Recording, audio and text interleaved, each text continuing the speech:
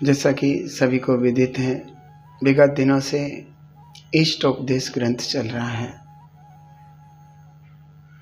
हम सभी इसका आनंद ले रहे हैं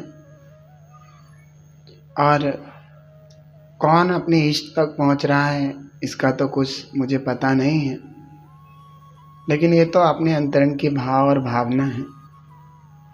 आशा करता हूँ कि इस ग्रंथ के माध्यम से आपको कुछ न कुछ लाभ या कुछ न कुछ प्राप्ति हो रही हो।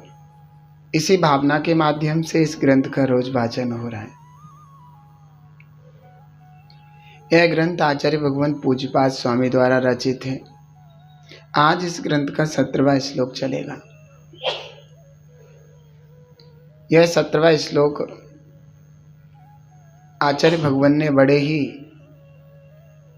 मन से, वैसे तो सभी मन से ही बनाए, बड़ा ढंग से इसको प्रस्तुत किया है।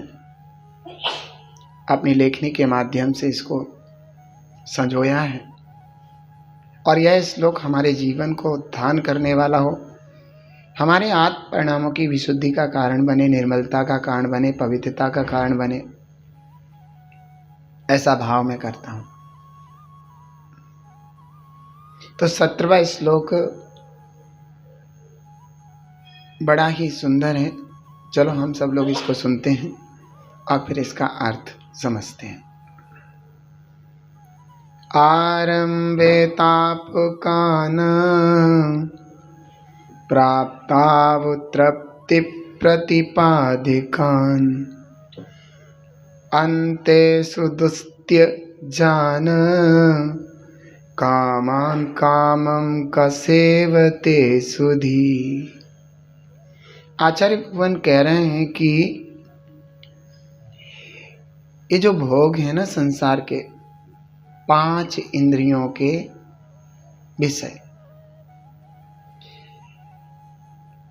वैसे तो 5 इंद्रियों में स्पर्शन इंद्री और रसना इंद्री एक काम इंद्री है और बाकी की इंद्रियां भोग इंद्री हैं। लेकिन फिर भी एक सामान्य से जब बात चलती है तो 5 इंद्रियों के विषय भोग ऐसा ही कहा जाता है।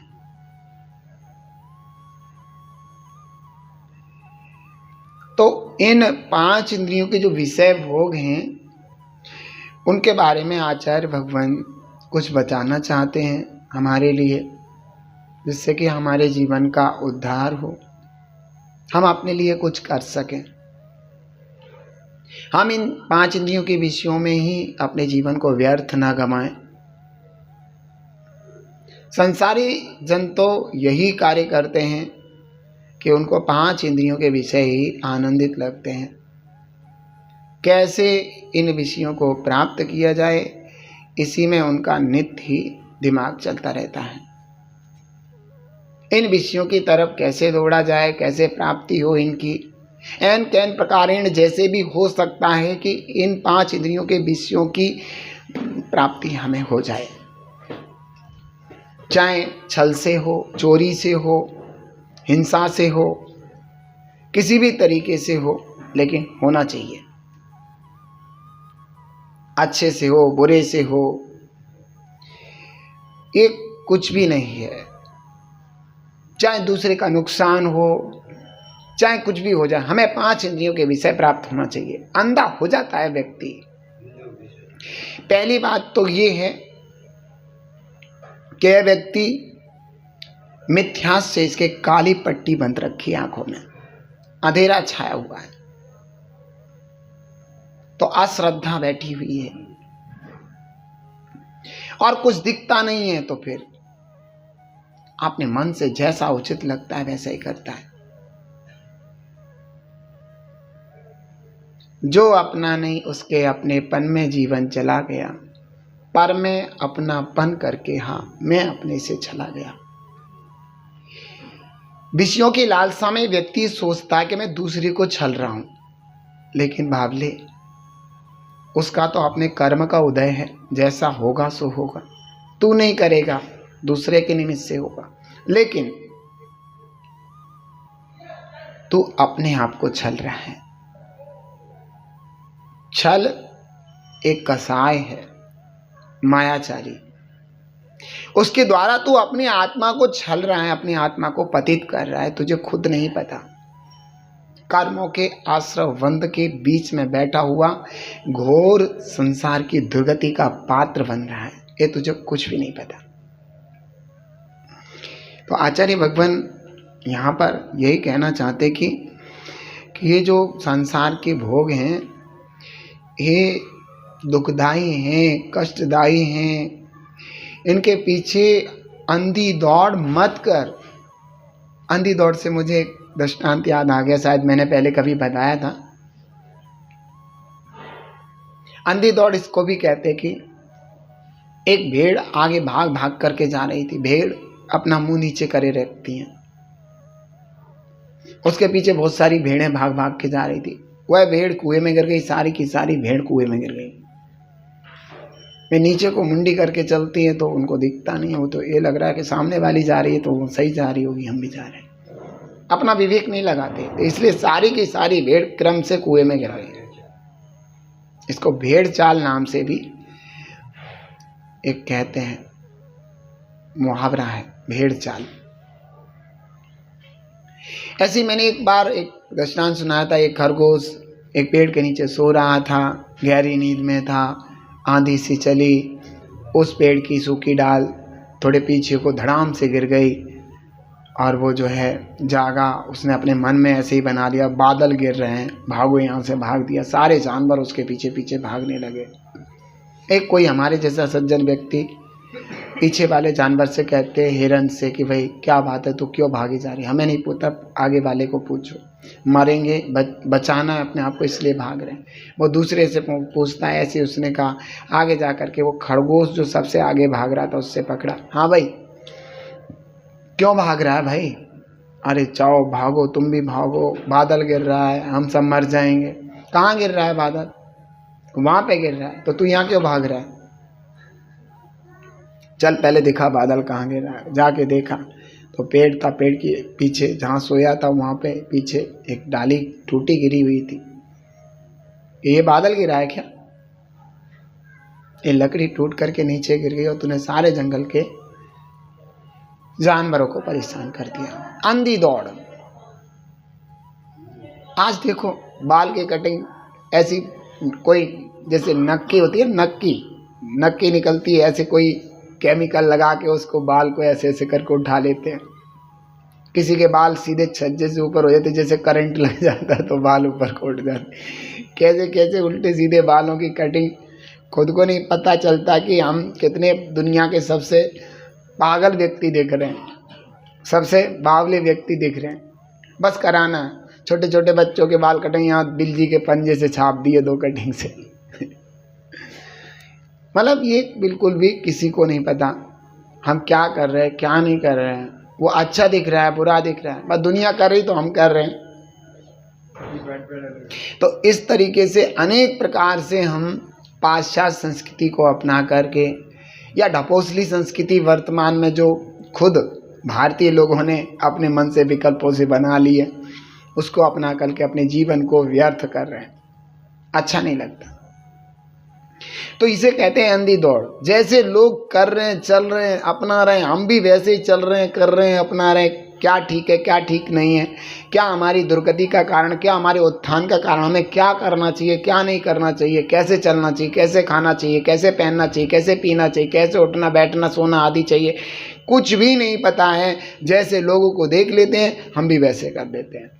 आज छोटे छोटे बच्चों को ऐसे ही कपड़े पहना देते हैं।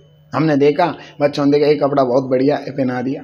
आगे वे बड़े बड़े होकर के वैसे ही कपड़े पहने रहते हैं, आगे चल करके उनकी ड्रेस वही बन जाती है। अब उनसे पूछो तो उन्हें कहते वो बुरी लगती है, सलवार सूट बुरा लगेगा, साड़ी बुरी लगेगी।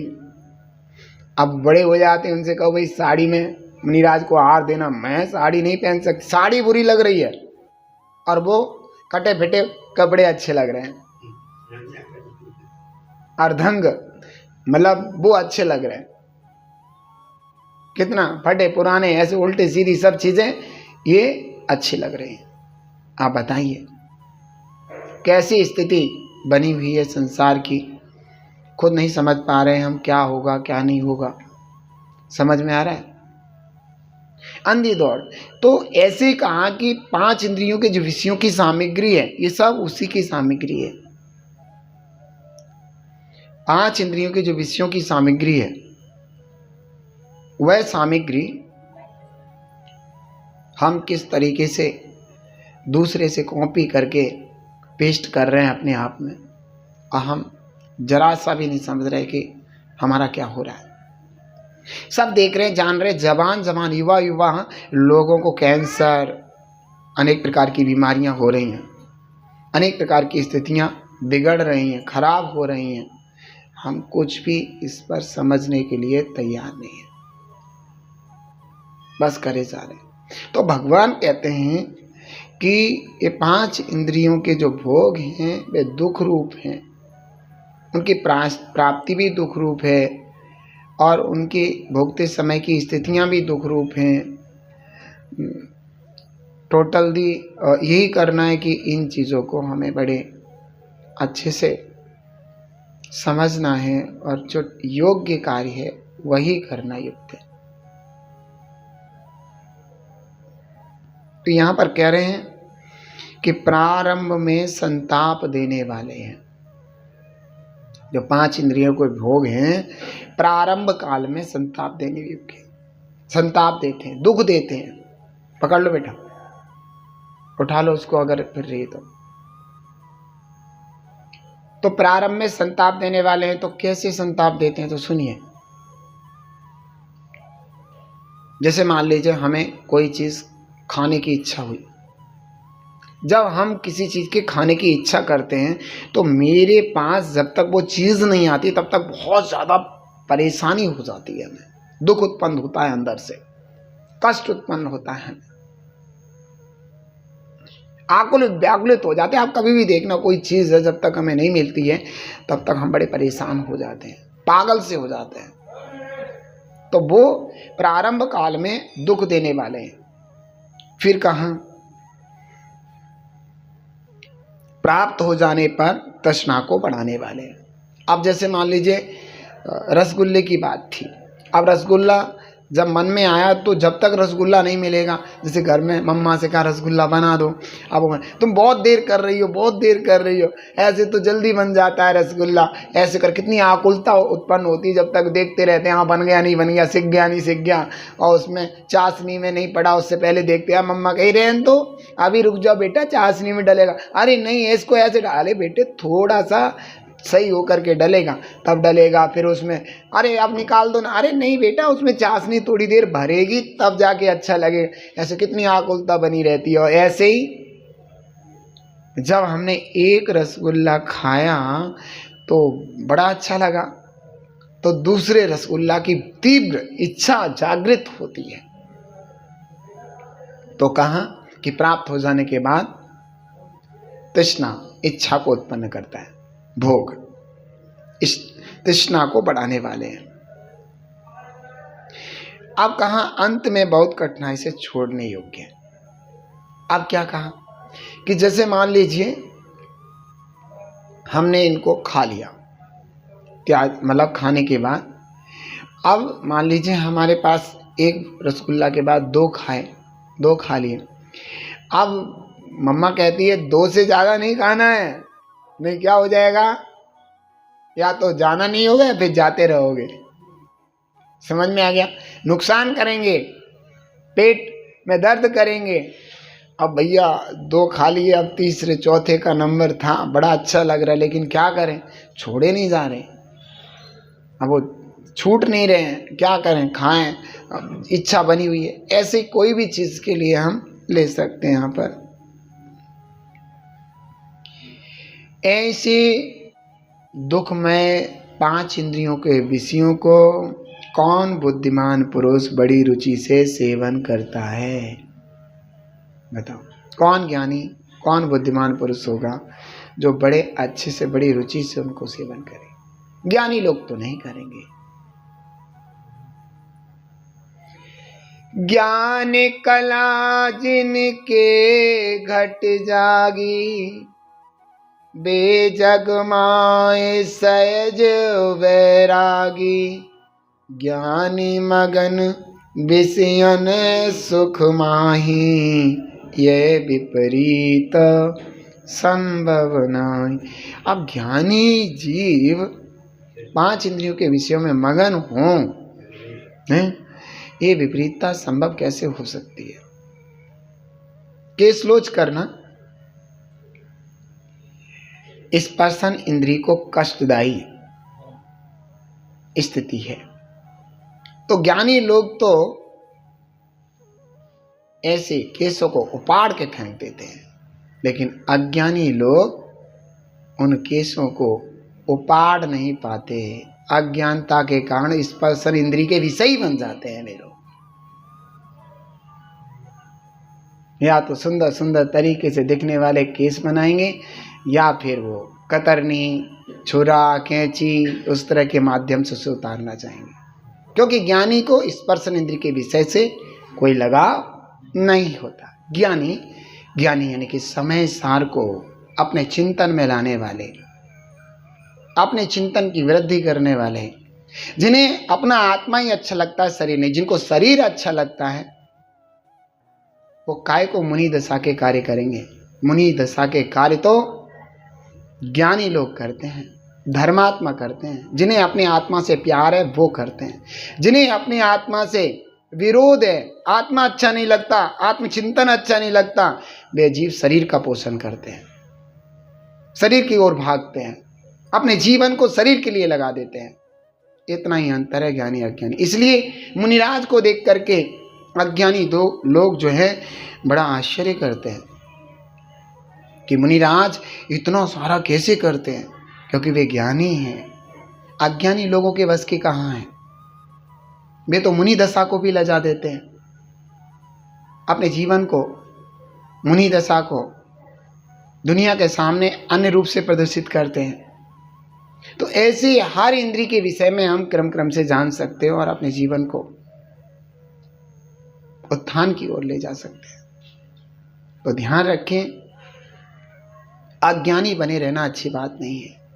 अभी का ना, ज्ञानी मगन विषय सुखमयी, 5 इंद्रियों के विषयों में मगन हो और ज्ञानी हो ही नहीं सकता। वो जरूर अज्ञानी है अगर 5 इंद्रियों के विषयों में मगन है।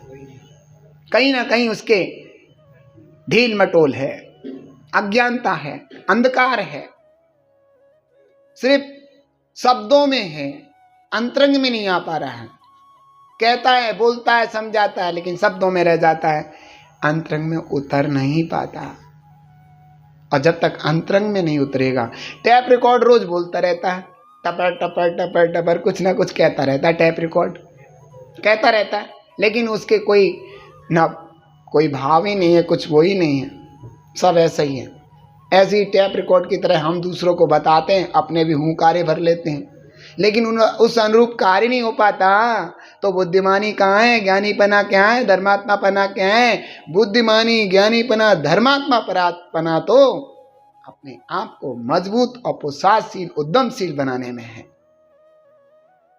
आज ऐसा कर रहे हो, कल कैसा होगा? कहते हैं जो भूत था वो वर्तमान में दिख रहा है, और जो वर्तमान है वो भविष्य में दिखेगा। तुम्हारा वर्तमान कैसा है बताओ? अपना वर्तमान अच्छा बनाओ ना, जो भविष्य भगवान के रूप में प्रकट हो, परमात्मा के रूप में प्रकट हो। भविष्य में आत्मा के गुण महक जाएं। तो आज हमने इष्ट उपदेश ग्रंथ के 17वें श्लोक को अच्छे से पढ़ा, समझा कि 5 इंद्रियों के विषयों में हमें जाना नहीं है। मर गई इच्छा, हो गई दीक्षा, रह गई इच्छा, अटक गई दीक्षा। अपनी दीक्षा को अटकाना नहीं है। हमारी इच्छा है कि मुझे कष्ट ना हो, तो अटक गई। अरे कष्ट किसको होगा? हमने जब शरीर आत्मा को भिन्न भिन्न सिद्धांत कर लिया, जान लिया, फिर शरीर के केसलोच आदि में हमें कष्ट कैसे होगा? शरीर के सर्दी गर्दी आदमी है, हम क्यों परेशान होंगे? या तो तेरे शब्दों में रह गए, शब्दों में रह गए तब तो होगा, और जब अंतरंग में उतर गया है तो तेरे को जरा सा भी वहां परेशानी का भाव आएगा नहीं। तो ये हमें देखना चाहिए कहीं हमारी बातें शब्दों में तो नहीं है, हम जो बोल रहे हैं शब्द शब्द में तो नहीं रह गए, कि वो अंतरंग में भी उतर के आया है, उनका पुरुषार्थ रूप जीवन हमारे में दिख रहा है। ये सब समझना चाहिए और अपने आप को मजबूत करना चाहिए। एक दिन आप सभी जीवों के जीवन में वह पुरुषार्थशील दशा, उद्यमशील दशा प्रकट हो, आपका जीवन भी उत्कृष्ट बने इसी भावना के साथ। ओम नमः। ए जिन वाणी भारती तोय जपू दिन रैन, जो तेरी सरना गए सो पावे सुख चैन। या वाणी के ज्ञान ते सूझे लोकालोक, सो वाणी मस्तक नमो सदा देती हूँ। बोलो द्वादश वाणी जिन वाणी माता की।